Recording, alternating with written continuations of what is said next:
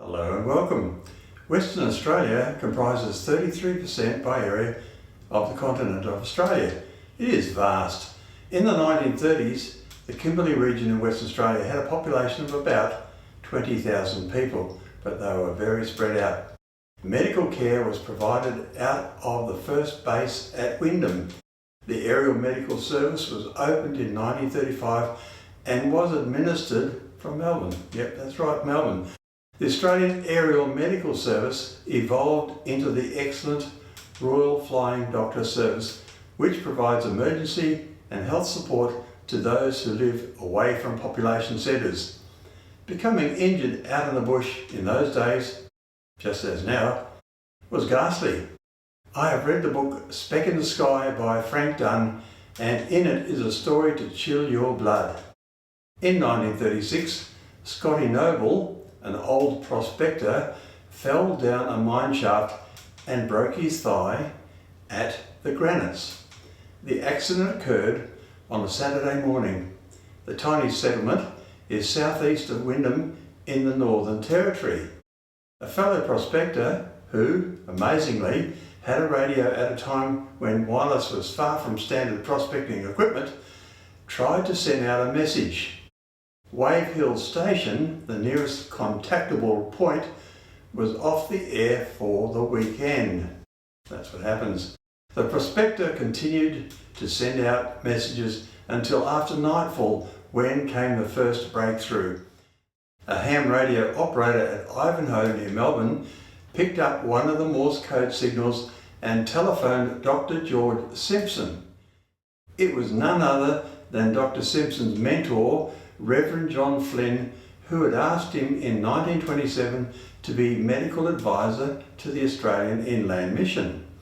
Simpson contacted J.W.Collings, Secretary of the Victorian section of the Royal Flying Doctor. You can imagine the agony of the chap with the broken leg, no morphine and living on hope. Collings telephoned Dr. Clyde Fenton of the Northern Territory Medical Service at Darwin. Fenton's plane was grounded for overhaul and could not be made airworthy for several days. You can see how events are conspiring to thwart rescue efforts. If help couldn't come from the Northern Territory, Collings thought perhaps his own service at Wyndham could help.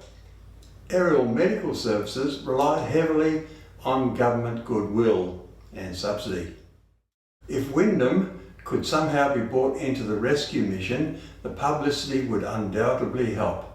Collings tried to lodge a telegram at the Melbourne General Post Office on the Sunday. That's not going to work.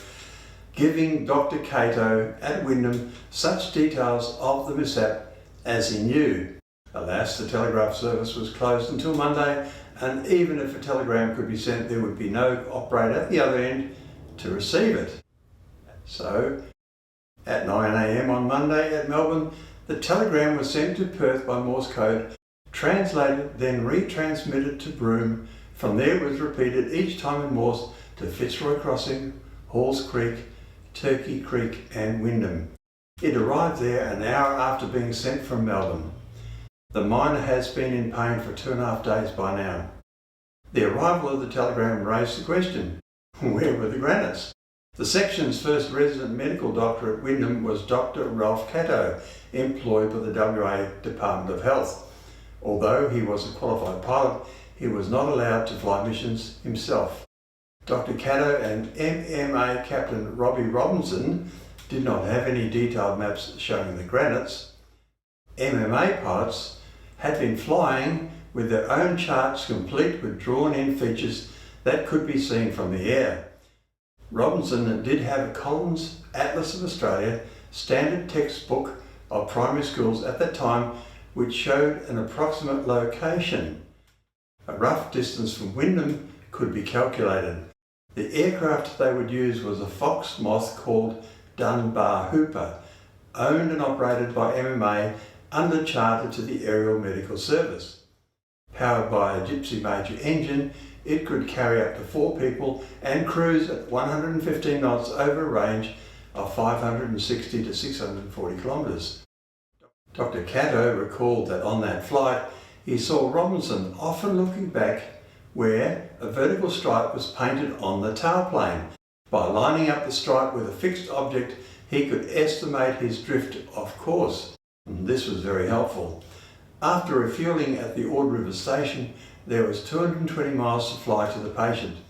At their speed, this would take 2.5 hours, and a 10-knot crosswind could put them 25 miles off course over that length of time. It was 5:30 p.m. in the evening on Monday when the little cluster of houses were sighted. Another half an hour and it would have been too dark to see anything. There was no landing strip at the granites, but the prospectors, thinking ahead, had cleared an area of saltbush and spinifex in the hope that a plane would come. The Foxmoth had no trouble landing. Then the patient was loaded and the plane took off. There was more room on the way back. They had refueled the Foxmoth and discarded the petrol tins. Dr. Caddo regarded that flight as a triumph of organisation and cooperation. The patient survived the flight and the operation in Wyndham.